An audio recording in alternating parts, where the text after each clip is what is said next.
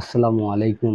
আমি আছি আপনাদের সাথে মোহাম্মদ মঞ্জুরুল ইসলাম। আমি যেহেতু ইতিহাস নিয়ে কথা বলব, তো ইতিহাসের অন্যতম ক্যারেক্টার, যাকে ছাড়া ইতিহাস কখনো কল্পনা করা যায় না। তিনি একাধারে রাষ্ট্রনায়ক ছিলেন, তিনি ছিলেন সমাজবিদ, তিনি ছিলেন আ মানুষের অন্যতম শিক্ষক, যিনি ছিলেন সেনাপ্রধান।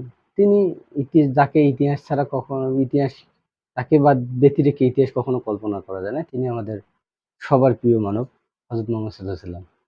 তার জীবনীকে আমি কয়েকটা অংশে ভাগ করেছি। তো আজকে আমি ১ম উনার বংশ সম্পর্কে আপনাদের কিছু তথ্য দেওয়ার চেষ্টা করব। উনি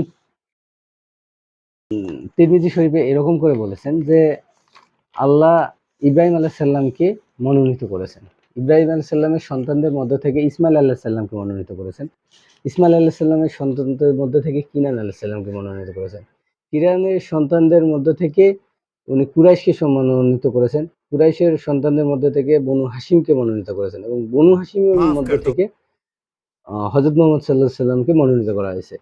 তো উনি নিজের মুখে যেটা বলেছেন যে উনি খোলাসাভাবে বলতে গেলে উনি মোটামুটি আ বনু হাশিম গোত্রের লোক এবং বনু হাশিম পর্যায়ক্রমে হযরত ইসমাইল আলাইহিস সালামের বা ইব্রাহিম আলাইহিস সালাম, আমরা যাকে মুসলমান জাতির পিতা যাকে বলা হয়, ইব্রাহিম আলাইহিস সালামের সন্তানদের মধ্য থেকে মুহাম্মদ সাল্লাল্লাহু আলাইহি সাল্লাম এসেছেন। তো আ মুহাম্মদ সাল্লাল্লাহু আলাইহি সাল্লাম যেভাবে আসলেন আরকি, আমি উনাকে বলব, যেমন কিনান আলাইহিস সালামের পিতা হলো কিনান আলাইহিস সালামের সন্তান হলো আপনার কিনানে, যেমন ইসমাইল আলাইহিস সালামের সন্তান হলো কিনান আলাইহিস সালাম। কিনান আলাইহিস সালামের সন্তান হলো কিনান আলাইহিস সালামের সন্তান হলো নাদর বা কুরাইশ। নাদরের অপর নাম হলো কুরাইশ। কুরাইশের সন্তান হলো লুয়াইন। লুয়াইনের সন্তানের নাম হলো কাব। কাবের সন্তানের নাম মুরাহ। মুরার সন্তান নাম ছিল কিলাব। কিলাবের সন্তান ছিল কুয়াইশ। কুয়াইশের সন্তানের নাম ছিল আবদ মানাফ।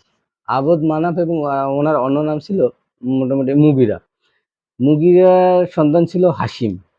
হাসিমের সন্তান ছিল সায়রা বা আব্দুল মুত্তালিব, যাকে আমরা চিনি, যিনি মুহাম্মদ সাল্লাল্লাহু আলাইহি সাল্লামের দাদা ছিলেন এবং আব্দুল মুত্তালিবের সন্তান ছিলেন আব্দুল্লাহ এবং আব্দুল্লাহর সন্তান ছিলেন হযরত মুহাম্মদ সাল্লাল্লাহু আলাইহি সাল্লাম। তো এইভাবে উনার বংশ পরম্পরায় উনি ইসমাইল আলাইহিস সালাম বা ইব্রাহিম আলাইহিস সালামের থেকে আগত।